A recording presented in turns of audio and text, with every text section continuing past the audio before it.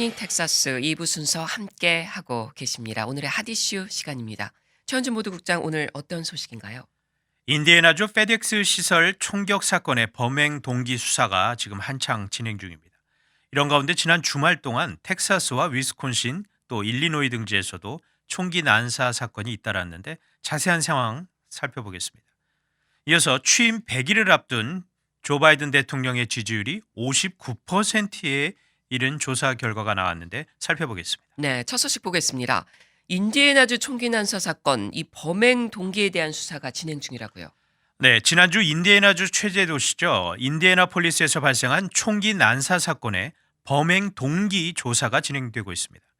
지역사회에서는 증오 범죄, 혐오 범죄 혐의를 적용하라라고 촉구를 하지만 현재 수사 당국은 범인의 정신적인 문제에 초점을 맞추고 수사를 하고 있는 것이 지금 파악이 됐습니다. 네, 최근 이 총격 사건이 잇따라 발생을 하고 있고요. 또 그 가운데 또 혐오 범죄들도 많이 이게 발생을 하고 있잖아요. 그렇게 추정되는. 자, 우선 이 사건에 대해서 어떻게 된 건지 좀 되짚어 보도록 하죠. 네, 지난 15일 목요일 밤이었습니다. 인디애나폴리스 국제공항 인근에 있는 이 물류회사 페덱스 시설에서 총기 난사가 벌어졌습니다.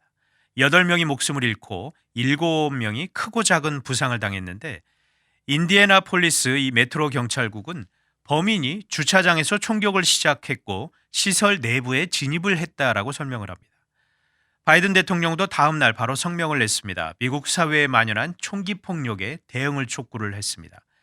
현재 총기 폭력은 미국에서 유행병이라면서 우리는 그것을 받아들여서는 안 되고 반드시 행동해야 한다라고 입장을 밝혔습니다. 네, 이 사건에 대한 조사 어디까지 진전됐나요? 네, 경찰이 사건 다음 날 16일 희생자들의 신원을 공개했습니다. 19세부터 74세까지 남녀의 이 희생자 명단을 발표했는데 8명 가운데 절반이 시크교도였습니다. 아. 시크교는 이슬람교와 힌두교가 결합한 종교인데 주로 인도 일대 출신 이민 가정 구성원들이 그 멤버입니다. 인디애나폴리스 시트 교도 연맹은 17일 바로 기자회견을 열어서 혐오 범죄 가능성에 대한 수사를 강력하게 촉구를 했습니다. 네, 시크 교도 연맹 측의 입장 좀 구체적으로 들어보죠. 사건 장소인 이 페덱스 시설은 시크교도 근로자들이 많이 일하고 있는 곳으로도 알려진 현장이라고 지적을 하면서 우리 시크교도들은 다양한 양식의 폭력과 편견을 경험해 왔다라고 밝혔습니다. 그러면서 끔찍한 혐오의 확산과 지역사회 모두를 위협하는 대규모 폭력에 맞서기 위해 함께 행동해달라고 촉구했습니다. 네, 범인의 신원 확인됐나요? 확인됐습니다. 19살 남성 브랜던 홀입니다. 경찰이 이런 내용으로 신원을 공개를 했고 범행 직후 현장에서 홀이 스스로 목숨을 끊었다라고 발표를 했는데 홀은 과거 이 페덱스 해당 시설에서 근무를 했던 것으로 또 조사가 됐습니다. 네. 공격용 소총 2정을 범행에 사용했다고 경찰이 밝혔는데 범행 동기는 계속 수사 중이라고 설명했습니다. 네, 19살 청년 홀이 범인인데 이 범행 동기 수사 중이라고 했잖아요. 네. 어디까지 파악이 된 건가요? 혐오 범죄보다는 이 브랜든 홀의 정신적인 문제에 수사 초점을 맞추고 있는 것으로 보입니다. 작년에 이 홀이 경찰에 의한 자살, suicide by cop을 시도할 것을 우려해 신고했었다라고 AP통신이 보도를 했는데 당시 홀의 자택에서 총기류의 압수가 있었다라고 또 보도가 됐습니다. 네, 경찰에 의한 자살. 이건 무슨 말인가요?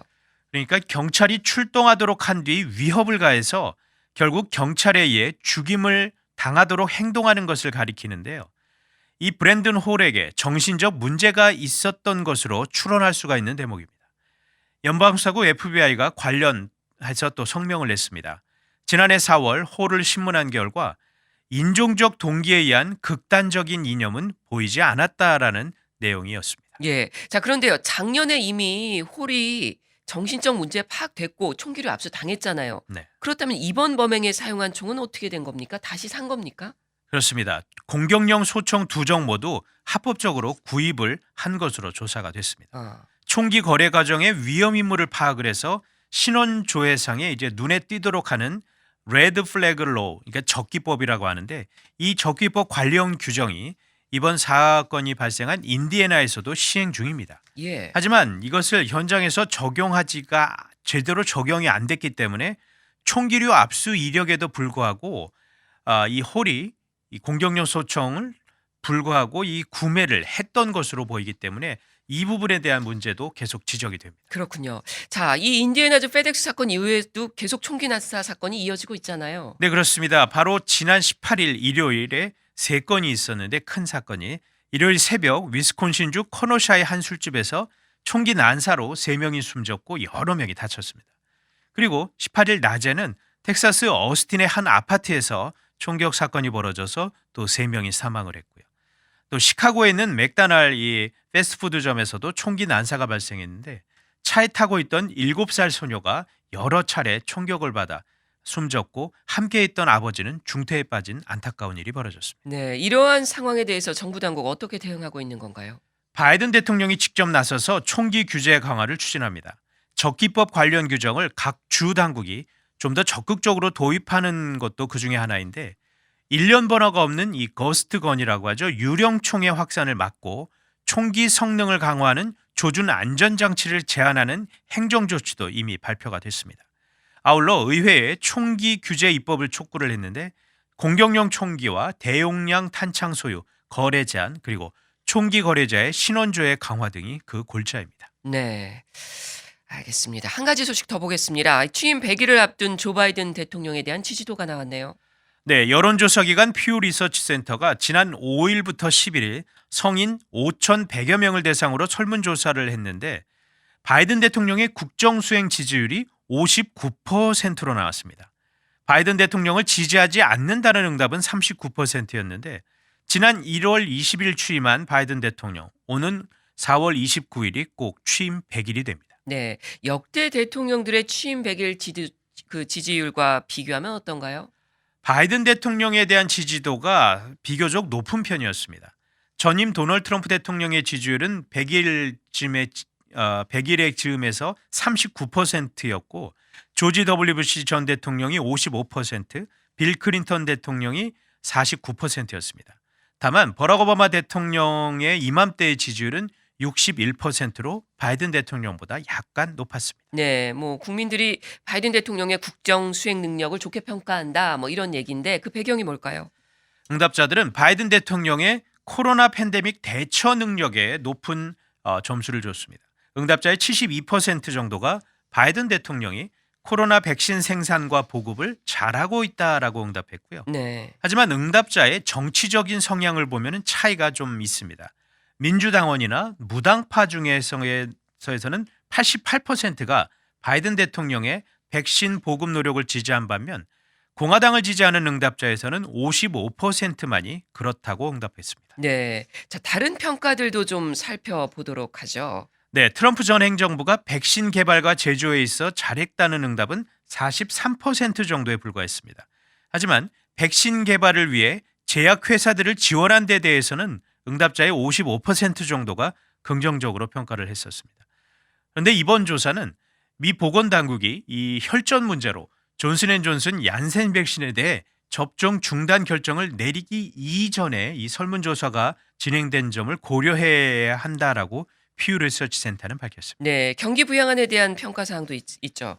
네, 바이든 행정부의 코로나 경기 부양안을 찬성한다는 응답자가 67%, 반대 의사를 밝힌 32%보다 더블 스코어 정도로 많았는데 바이든 대통령이 지난달 1조 9천억 달러에 달하는 코로나 추가 경기 부양안에 서명을 했는데 응답자의 55%는 추가 경기 부양안이 국가 전반에 긍정적인 영향을 줄 것으로 평가를 했고 부정적인 영향을 줄 것이라는 응답은 26% 그리고 별다른 영향 없을 것이다라는 응답이 18%였습니다. 네, 그렇다면 뭐 3분의 2 정도가 코로나 경기 부양안 지지한다, 뭐 이렇게 나온 건데 이 바이든 대통령의 경제 정책 전반에 대해서는 여론이 어떤 것 같습니까? 경제 정책에 관해서는 조금 의견이 나뉩니다. 바이든 행정부의 경제 정책이 전임 트럼프 정부 때보다 경제를 더 강하게 만든다는 응답이 43%였는데 반대로 경제를 약화하고 있다는 응답도 비슷했습니다. 36%였습니다.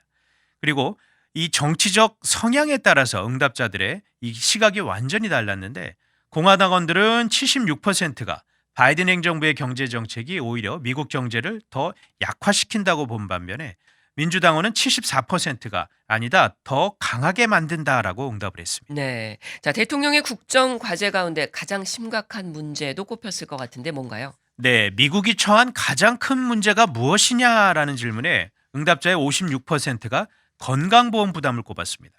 뒤이어 연방정부 적자 문제를 꼽은 응답자가 49%였습니다. 그런데 이 두 사항은 지난해 6월 실시됐던 조사 결과와 큰 차이는 없었습니다. 네. 자, 지난해 6월 조사 이 달라진 항목이라면 또 어떤 게 있을까요? 지난해 6월 조사에서는 미국이 처한 가장 큰 문제가 바로 코로나 바이러스 사태라는 응답이 58%로 가장 높았었는데 이번 조사에서는 47%, 11%포인트가 떨어졌습니다.